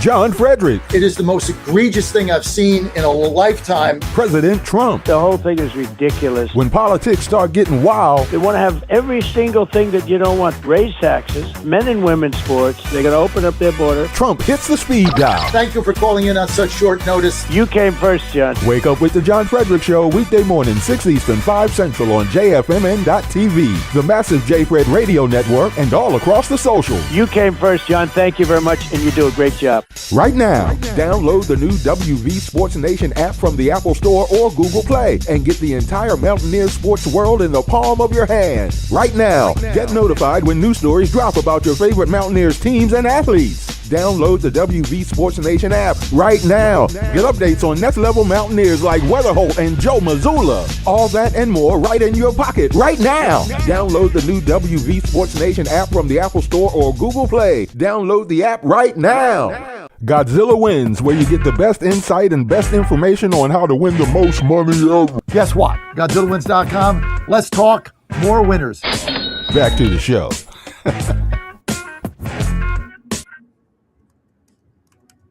Okay, guys, hang on. Okay, thanks for joining us back. Let's get back into where I am today. I'm at Colonial Downs. Great to have you with us. This is the greatest racetrack in America, second only to Saratoga, which is under renovation. So therefore, we're number one, the most beautiful track you're going to find. Check it out. 30 minutes, just 30 minutes, what was it? West, right, of Williamsburg, 20 minutes south of or east of Richmond, 2 hours from Washington, D.C. If you got an easy pass, you're good to go. It's going to be so much fun. More information, colonialdowns.com, colonialdowns.com. Racing Thursday, Friday, Saturday, Sunday. Post time, 12:30 p.m. every single day. Great for the kids. Bring them out, see the horses, great food, win money, have fun. Go to colonialdowns.com. One of the best family experiences you're ever going to have. It is so much fun there. Ann and I have been here since Wednesday night, having a great time. Just go to colonialdowns.com, one of our sponsors here, founding sponsors of Godzilla Wins, and we thank their senior marketing officials for understanding what a great show Godzilla Wins is and how it dovetails to their audience. Big shout out to Nate Mize, who's done a brilliant job. And these things have been packed. All the suites are packed. They're all sold out. When I was first going there, suites were empty, box seats were empty. Now everything is sold out. All the tables are sold out. That's why you got to get yours now. Go to colonialdowns.com, colonialdowns.com. And thanks, guys. Okay, let's get back to the NBA draft. BYU making it number one. A lot of people say, guys, this was the deepest NBA draft in many years. Reaction, whoever wants to jump. Yeah, overall, this was the very star-studded draft. Yeah, I also did not watch the NBA draft. I'm usually one that just follows it as happening, read the picks, and then read some articles after. But yeah, I mean, this was a star-studded draft. A lot of high-caliber stars. I mean, a lot of Big 12 players as well. They had the most draft. I think it was 13, including 2 in the top 3 with Darren Peterson at number 2, and then A.G. Devonta at number 1 from BYU. But I think overall this was a lot of teams came out of this draft happy with their selections, and also fan bases knowing that they're going to have something exciting to watch. Like, for example, the Kings with the Kings were able to get Darius Acuff. I think he went 7th overall. Yeah, 7th overall, Darius Acuff to the Kings. He's someone who I was really high on. He kind of fell, and the Kings, who are terrible, but Acuff is at least going to make them watchable. And then, the Wizards getting Devonta at number 1. They're never going to be good, but he's at least going to be fun to watch. Really high on Darren Peterson, who didn't want to go to the Utah Jazz, but back-to-back years, the Jazz, with their first-round selection, said, we don't care. We're coming no matter what. They had someone last year who publicly stated he didn't want to go, but they said, don't care, we're drafting anyway. So overall, I mean, if you're a fan of the draft, I'm sure it was fun to watch because there's so many high caliber players. And then one thing that was cool to see was in Dusty May's first probably decision as a head coach of the Dallas Mavericks, he goes ahead and gets one of his top guys from Michigan. So that'll be fun to see how that plays out. Morez Johnson Jr., he opted for him over Yaxel Lenberg, who was also really good on the team. He ended up going to the Warriors. So I think that was also a good selection for the Warriors because they needed big men. But overall, I think a lot of teams address needs in this pretty heavy class, especially in the front court. So I think overall it was a successful draft for a lot of teams. And I think when you look at it, a draft, that's all you can do is try and get the best available players for your team and your direct needs. So I think a lot of teams were able to do that. Yeah, I think the big winner, and I'm not a big NBA fan, but looking at what transpired 2 years ago, the Oklahoma City Thunder win the NBA title. This year, the Final Four, they ended up getting the 12th and the 16th overall pick once all the trades materialized. So if you're talking about a team that's in the Final Four and they pick up the 12th and 16th overall, that has to be considered a winnable draft for the Oklahoma City Thunder. They have a million draft picks for the next 5 years. Their GM they're set up well. Their GM is one of the best in all of sports. He has garnered so many draft picks through 2032. Like they have multiple first round picks dang near every year. So yeah, I mean the Thunder, their future is incredibly bright. But I mean for teams that have been terrible for so long, like the Wizards, for example, one of these first round selections got to hit. And I think Devanza is someone that can be a really good player in this league. But I'll be keeping an eye on Darren Peterson. I think he's going to be an absolute stud. Elite shot maker, can hit any shot, athletic. Only problem is he got hurt every other game in Kansas. I think he was dealt with really bad cramps or something. But so as long as he can stay healthy, literally one of his goals he told the reporters for his first year was that he wants to play every single game. So that's tough. That's tough. The first year out for a rookie to play that many games, they lose their legs in the third of the season. But I found myself watching the NBA draft and I didn't know why. And I was like, well, here it is. It's on. It's not. It's on one of my screens here. But what struck me was, especially for the first draft, the early part of the draft, were the number of freshmen who were taken. Oh yeah, and how skinny they are. Natum Met top 10. No, I looked at them all. I'm like, they're going up against grown men, and I watch a lot of one of the things I really enjoy on social media is watching the old NBA players talk about the league and what they experienced, and some of their stories just absolutely hysterical. And the guys I grew up watching and playing, watching play. And they talk about, grandfather's strength. Certain guys you just can't move in the paint. Well, that game doesn't exist anymore because it's four on the perimeter and a point guard who comes in and dishes out. And you got four guys posting up for 3-point shots, and then maybe one of them will break loose and go for a one-on-one or the pick and rolls, which have become highly technical, which is the new game. But I'm struck by how not thick these men are. They're tall, 6'8", 6'9", 6'10", and they're athletic as hell, and they can move and they can shoot from the logo, but they're just so thin. And you look at the NBA players now; they're just not built for contact anymore. The game is pendulum swinging back from Zion Williamson. One guy that is certainly thick is Jaden Quintons, who went 20 to the San Antonio Spurs. That man is an absolute animal. He could play linebacker for any team in the NFL. He's huge, strong. That weight's not going to stay on. Beefy as hell. And be successful in the NBA. It's too fast. Yeah, it's just too fast for any guy with any size. Yeah, he went 20. I think actually he was one of the better selections in the draft, just based off team need.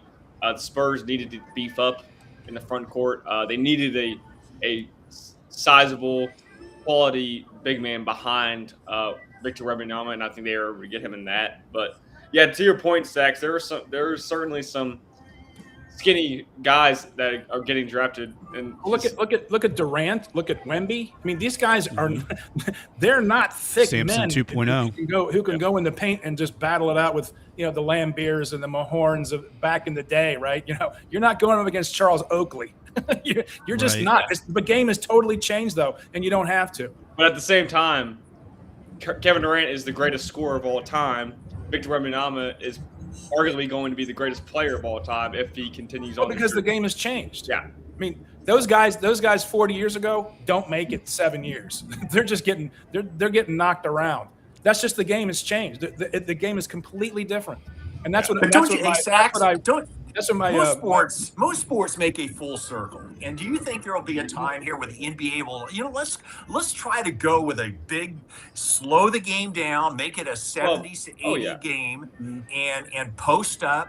And I think in a weird kind of way that might work. Could Shaq be a dominant player in today's NBA? Yeah, I think he could be, probably today if he took the court. But you got to feed him the ball, and that would change the game. So you're right. You could have a dominant big man be big, be 7 foot, but they're just not building him that way anymore.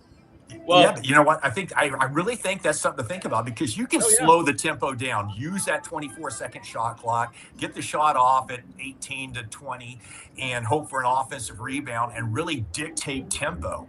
Slowly bring the ball up. I know it's not from a fan standpoint a great, beautiful game to watch, but that's how you change the game, baby. That's how you would change I think it'd be a better game. But probably analytics would tell you not to do that. No, analytics are all about the 3-point shot now. Logan, you're the resident NBA expert here. Did anything surprise you about where anybody went in the draft? I mean, I don't know. Surprise. You can't really be surprised that A.J. Bonte went 1. I would have picked Darren Peterson at 2. At 1. But one thing that surprised me actually was the fact that Yaxel Lindbergh was not the first Michigan player to go. I know he was an older draft pick, and normally NBA drafts do not suit the older players, but he was the best player on that Arizona team, and big, strong guy, can post up really well, and he did not go first over. He went 11th, and actually his coach opted out for his teammate Morris Johnson Jr. at 9. That was something I was surprised. I was also surprised that Darius A. Cup Jr. dropped all the way to 7. He was a fantastic player to watch. If you're talking about pick and roll, one of the most efficient players in the pick and roll, knows how to get players on his back, knows how to draw fouls. He dropped to 7 to the Kings. So I think if you're a Kings fan, you should be very happy about that. Mikal Brown Jr. out of Louisville went before him, and I 100% would have gone Darius Acuff over him. Mikal Brown Jr. is good, but he's been inconsistent at times in his collegiate career and kind of takes poor shots at times. So if you're prone to taking poor shots in college, if you're given the ball in the NBA, you're probably going to take poor shots as well. They won't be on the court very long if they do. So that's one of the things that I've learned about, frankly, the NBA and Major League Baseball, to a greater degree Major League Baseball. I don't follow the draft because they move around so much. It doesn't matter. They have to fit into a system and gel with the team, and that's just what the franchises have to do. You talk about Oklahoma City having that great GM there. They've been able to backfill so many picks to make sure that their rotations are going to be good and that they all gel together. But you see a guy like Chet Holmgren, who's like 12 feet tall and weighs $130. He's just not going to be in the paint very long, especially in the playoffs, and that showed itself. So they've got to do some roster work there. But all in all, the talent level of these kids is extraordinary, but they have to fit. It has to fit into the system. I mean, look at Jalen Brunson and the Nova kids for the Knicks. Didn't see that coming, but there they are. It has to gel. They have to work together. It's still a very highly technical game. It's not easy to watch on television anymore throughout the regular season, but that's just the changing nature of the game. It's filtering down to college, and unfortunately to high school. You're just not seeing the talent, the development, and the fundamentals that we see in other countries. And I was shocked not to see more European kids earlier taken. That says something about the nature. Heavy American this year, which has not always been the case in years past. But I mean, I do think that this draft class is a class that could trigger more viewership for the regular season. The only problem with that is it's hard to watch in the regular season because it's not on TV. But for example, the NBA Finals averaged over 20 million viewers on any given game. So that's pretty incredible. That's pretty a high standard. So you brought in the New York market. Yeah, that was the key factor. I mean, if it's San Antonio and Seattle, it's not going to happen. You got to have the market. But I don't think the talent that came out this year will bring in more viewers for several years because they've just got to develop, and the brands are going to be the brands. Well, and that's just and throughout the regular season, I don't think people care that much. But I mean, I hope for the game it does. I hope the game improves. But it's just not easy to watch throughout the regular season. There's a lot more opportunities. Well, hell, it's hard in the postseason, at least for one Jim Hobgood, my father, who drafted by the present-day Clippers 45-ish years ago. He said he tried to watch 2 minutes of the finals and came to the conclusion after 2 minutes that the San Antonio coach was the worst coach he'd ever seen in his life. Well, that was bad coaching, and apparently you're not allowed to say it for some social reasons. But that's not how you improve a sport, an entertainment product, by not calling it out for what it is. And frankly, with a guy like Wemby on the team, they got a problem there that they got to fix. Who just went into hiding at parts of that series. It was the team's. It was not only the team's first finals run; it was also his first final run as a coach. He'll be fine. That's not how. Look, what determines that? They'll be okay. Yeah, they'll be a franchise in the NBA. They should, but they were exposed by New York. Yeah. And Logan, I got to say, maybe with the exception of pre-ACL injury Derrick Rose, I don't think I've ever seen a player play faster than Jalen Brunson. That guy is so quick. My gosh, is he decisive. People keep saying stuff about the coach. Victor Wembanyama absolutely went quiet in he disappeared. Games. Disappeared. That's coaching, guys. If you're supposed to be the greatest player in the league, you're supposed to be the face of the league. You're supposed to be on path to be the greatest of all time, and he just went absolutely dead silent. He's still young. He's still 24 or whatever he is, 23. I think he's younger than that. Is he young? You don't come into the league at that level and dominate. Look how long it took Jordan. Look how long it took LeBron to get there. It just doesn't happen. You have to know the game, and that comes with repetition. It comes with better coaching and talent around you and better roster development, and that's what makes the league a compelling story. They just don't. And it's hard to watch when they carry the ball or they double dribble or they walk as much as they do. It's just like, what game are you playing? 22 I just years don't old. understand. Well, going back to Giannis, I think when he won with the Bucks, he won at age 26, I want to say. And people made a big deal out of that. That was actually quite a bit younger than a lot of the players who – I mean, Magic Johnson came into the league and won because the Lakers were stacked. The Bird, I guess the same thing as well with the Celtics. But yeah, I mean, Jordan, I don't think he won until his late 20s. Well, and you got to be in shape, game shape. You're talking about 100 games by the end of the NBA Finals, not including exhibition, not including training. Your body just isn't there. They just don't have the stamina that you can play a 35, 40 game season in college. You can be there. 80, you're going to get exposed in the playoffs. That's what. Look at Brunson. The guy's put together. I mean, he is decisive and he is quick, but he's an NBA pro, and that's the development that's exciting to watch in the NBA. Frankly, from a non-NBA fan, if I'm going to watch the game, I got to see something that's of value rather than a bunch of skinny 6'8", 6'9" kids who are incredibly quick, who can shoot and everything. But if they can't rebound and they can't set picks and they can't do it day in and day out, they're going to wear down. Yeah, they had that time. And the Knicks have had their years where like they've fallen. They finally had their moment. That's what makes the Spurs run so incredible and why their future is so bright. They were not supposed to be there. That team is all rookies, pretty much. Rookies are second years. Dylan Harper, Victor Wembanyama, their other Stephon Castle.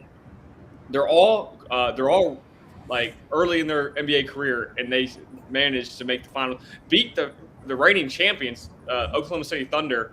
So I mean, the Spurs, and they got better in the draft. So I think the Spurs are going to be on their way to another dynasty with Wembanyama at the helm. Mitch Johnson definitely got exposed in the finals, but also Mike Brown. Before that, he never won anything anywhere.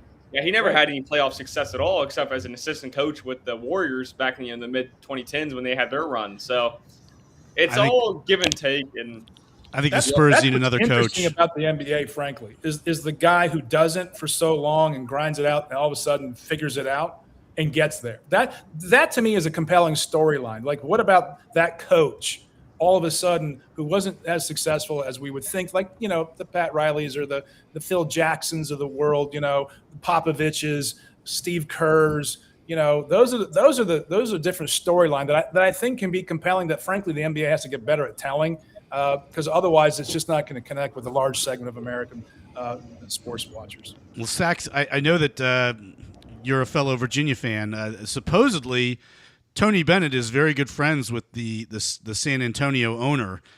I don't. After what I saw in the finals, I don't believe in the San Antonio coach, but I would love to see Tony Bennett get a crack at coaching the Spurs. I think he wants maybe it. He might not. He's working for the Lakers now, but Bennett is. I didn't know that. Yeah. I think he's like charged of scouting and recruitment or something. He's like player to something. Really? He's working for the Lakers. Yeah. Wow. Okay. I think Tony Bennett's a guy who goes, I have enough money. I enjoy my life. I enjoy my kids. This is good enough for me, and I'm perfectly comfortable doing that. And not because the NBA is an absolute grind, and I don't think he wants it. Yeah, he's got. I don't think he needs it as a coach, as a person. No, his dad retired in his late 50s too. Well, it's not he's a very dynamic person. I'll say Tony Bennett is, he's a super guy. But do you? Yeah. I just don't see him. His priorities are different. He hasn't come back already. I don't think he's coming back. Yeah, somebody suggested maybe he Carlisle. Yeah. Yeah, somebody suggested maybe he would go to some place like a service academy to avoid some of the NIL troubles, but yeah, he has other interests. He's not like a Mike Krzyzewski or a Roy Williams, who's just somebody who's just totally singularly obsessed with basketball. I think he has a far different center in life, and it's in his relationship to Jesus and his family, and I think he's as good as you're going to get, and I think he is professionally fulfilled. Yeah. And very few college coaches succeed in the NBA. It's a very hard jump. Very few cases of any cases of NBA college coaches. Well, I don't think the style of play matches up with his defensive mindset with the pack line.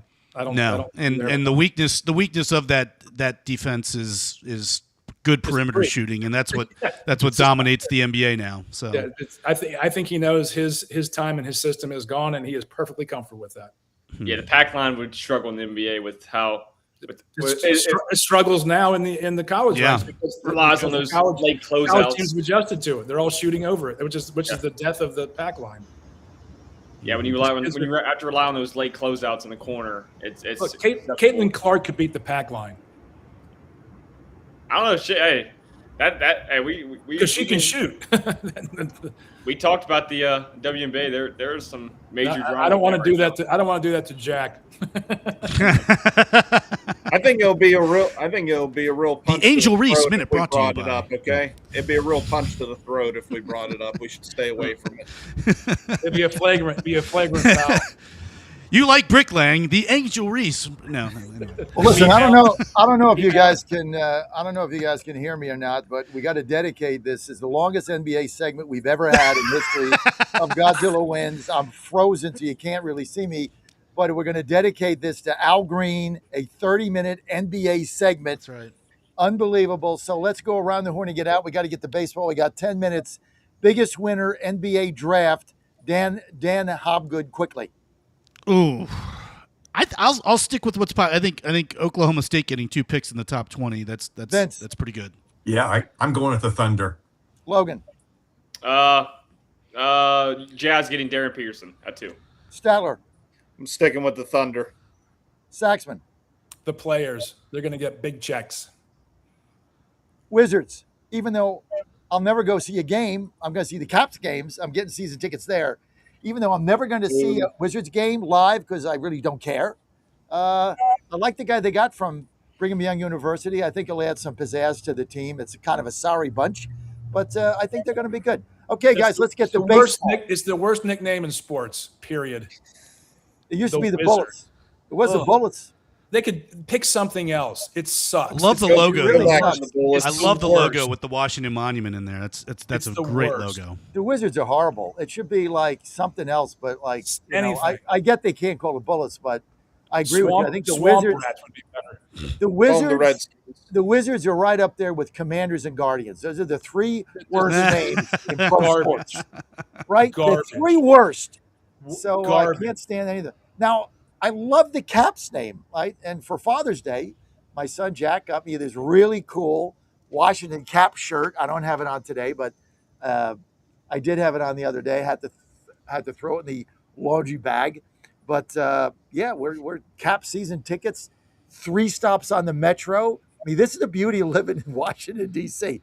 You walk 1 block to the Red Line. You take 3 stops on the Metro. You get off. You go up the escalator, and there's the Verizon Center. I mean, you just can't beat it. So It's great. But excited how about can you the go from a Penguins fan to the Caps fan? You're not a fan, Listen, right? No, well, I went to Penguins games because I was there. So, I like the Penguins, but I was never a fan because not really like I follow them. But now I'm in DC. I'm a Caps fan. So I like the Caps. So we'll see what happens. Anyway, having said that, let's get the base.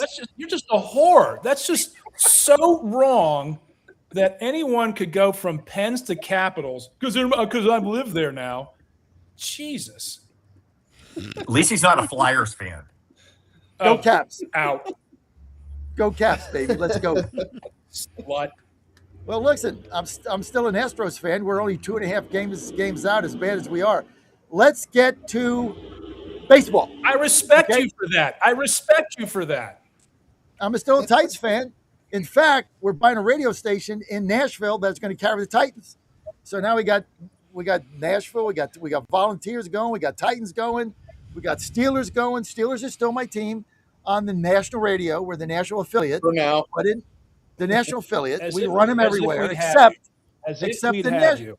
in Nashville, we're running the Titans and the Volunteers. So we'll see how all that goes.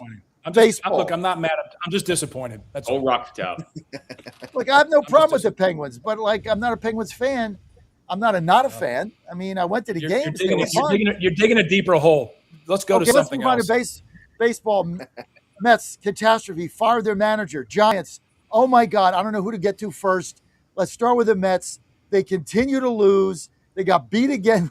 They get beat every night. They fire their manager.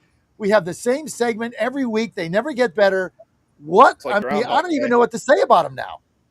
If you're a Mets fan, this has got to be the biggest catastrophe in baseball history. I mean, all these great players, all this money, they're in last place. They can't even beat the Nationals. They suck. Now they finally fire the manager. What's the deal? Just Vince, what is the deal with this team? I don't know, but I'm going to save all my bullets for the Giants talk. Okay. Anybody want to comment on the Mets before we get to the Giants? Too little, too late.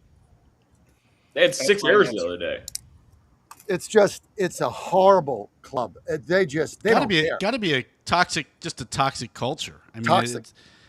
You go back to the Snyder Redskins, obviously for at least for the longest time, if not still now, the nutting Pirates. Some of these cultures, they never had the roster. The Commanders or the Redskins under Snyder never had the roster. Pirates this is never worse. Had the roster. Yeah, this is worse. This is the worst ever. They got a great roster on paper. This team should be in first place, and they're in last place. Every time I get down about how the Pirates are playing, I just look to the Mets. I'm like, okay. Maybe they're distracted thinking about how much money Mamdani's going to take away from them. We got to get to the Giants. We got to get to the Giants, okay? Oh, my God. What a catastrophe. Now they're in a fire sale. I told you this coach was not going to work. I told you that, Vince. You can't take a guy from the collegiate level and drop him into a major league locker room. He's lost the team. The interview with Posey the other day about what went on with the Bible verses on the hats was a complete marketing catastrophe. This team is in free fall in every possible way. The manager has lost total control of the locker room. They're not winning. They're in a fire sale. The whole and then Manfred, who I hate, worst commissioner in the history of baseball, complete jackass, throws you guys under the bus, basically blames the Giants for not communicating the Pride Night rules. The whole thing is a catastrophe. I was telling Ann the other day, NHL figured it out again. They have a Pride night. You don't want to wear the Pride uniforms? You don't. No problem. You don't want to come to the games with a Pride night hat? You don't. No problem. Let be, let be. You want to come, you want to wear it, fine. You don't, fine. No rules are broken. Everybody's happy. The Giants tried to shove this down everybody's throat. 4 players wanted no part of it. 3 put Bible verses on their hat. Essentially, that violates rules. Other guy just put his regular hat on. And the way the Giants handled it was horrible. What is going on with your organization, Coach Vin?